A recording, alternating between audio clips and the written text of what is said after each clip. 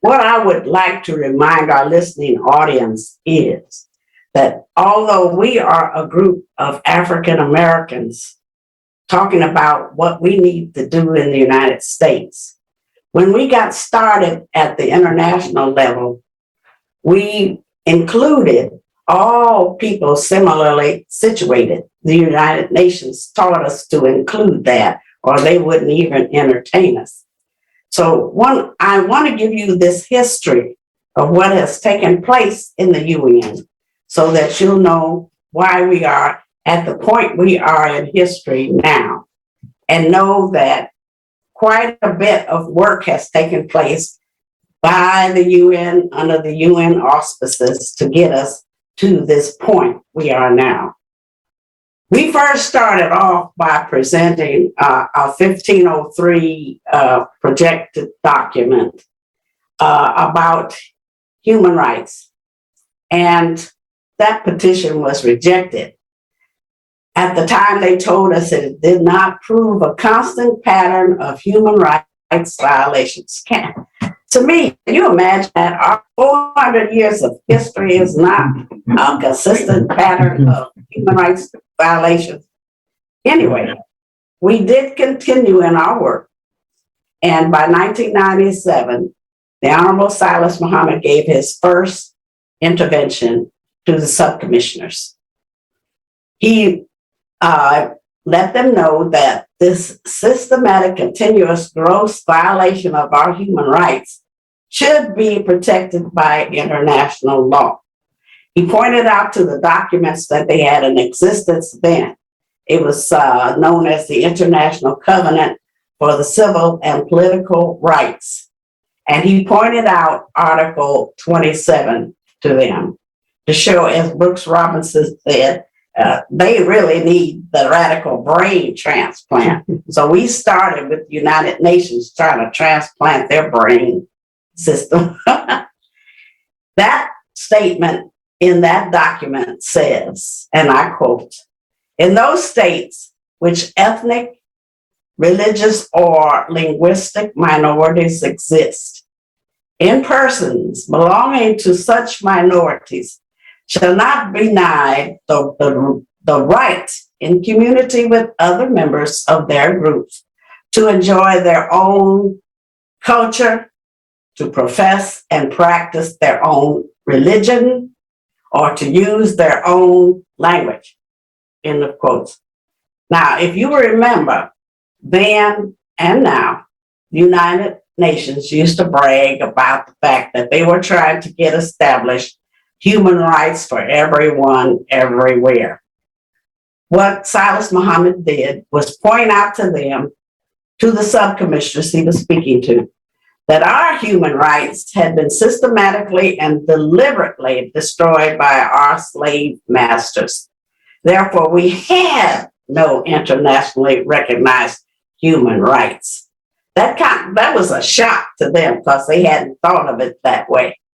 And to show you what an impact it made on them at the time, one of the subcommissioners by the name of Mahedi got up out of his seat and walked a long distance down to where we were sitting.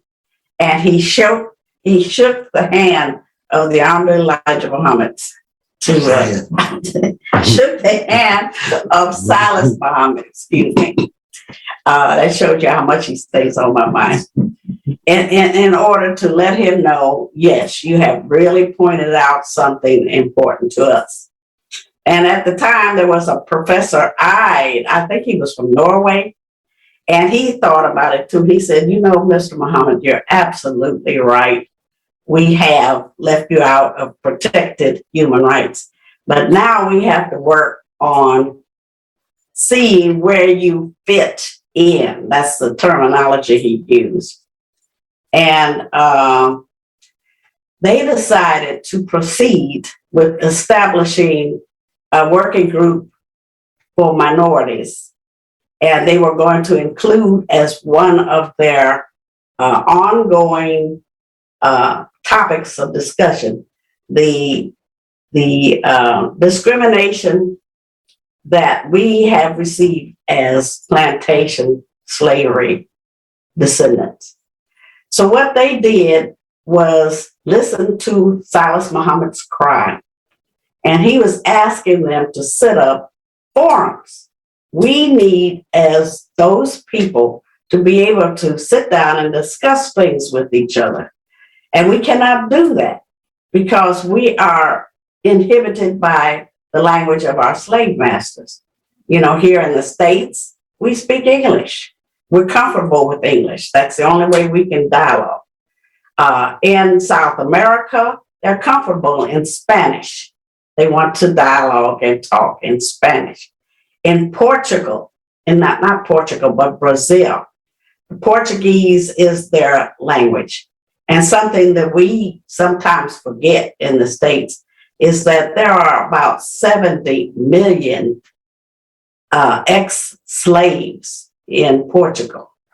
And they don't, in Brazil, excuse me, and they don't have the opportunity to get as far as we have in the States with the concept of human rights. They have some serious problems down there that they're working on. To give you an example, when we were the National Bar Association, a Black group of attorneys, when we traveled to Brazil, we went through Bahia first, then we went on to Rio de Janeiro, and we actually got kidnapped in Rio de Janeiro. We thought we were going to a party, and instead of a party, they had on a human rights demonstration, and they actually kidnapped us. They got us in there, and then they had our president at the time give a speech on what we as African Americans had accomplished in the States in terms of civil rights, and it was given to the Brazilian in the Portuguese language so they could understand it. But this is the kind of thing that the Honorable Silas Muhammad was trying to get the United Nations to give us and give us some protection while we're doing it. And they decided they were going to do that. So one of the first things we did was have a forum in the Palace Wilson in Geneva, Switzerland. That came up about May 19th of 2001. And then the next forum that they gave us, and this was with interpreters. We got what we asked for. We got interpreters for Portuguese, Spanish, and English. And then we had our meeting in Montreal, Canada, about 2001. We had another World Conference Against Racism that took place in Durban, South Africa. Got it right that time? And that was about September of 2001. And the fourth one we had was in La Ceiba, Honduras. That's where the Garifuna or Garifuna, as you want to call them, people met. And we got a chance to meet with them and find out what their problems were. Very serious problems. A little history on them.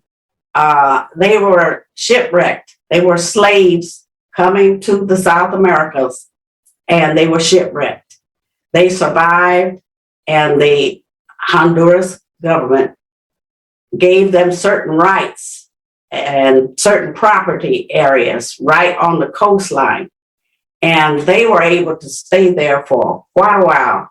They established their culture from Africa, and they were quite content as a people there in Honduras.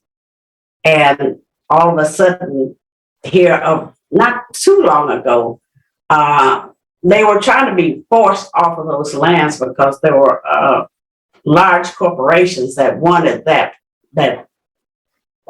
ocean land, beach land, precious land. And if they didn't agree with them, they were killing them. So these are the kinds of things that we face as descendants of slaves. It was in the meeting that we had in La Ceiba, And again, I want you to remember, these were United Nations seminars that were put together.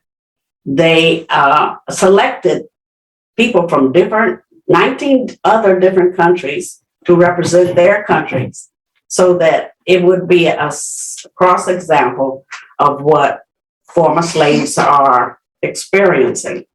And at this time, there was a long discussion. We were there about a week, and the term Afrodescendants came up over and over again. And our brothers and sisters in the slavery diaspora who lived in the South American continent discussed and were very adamant about all of us being known as Afro-descendants.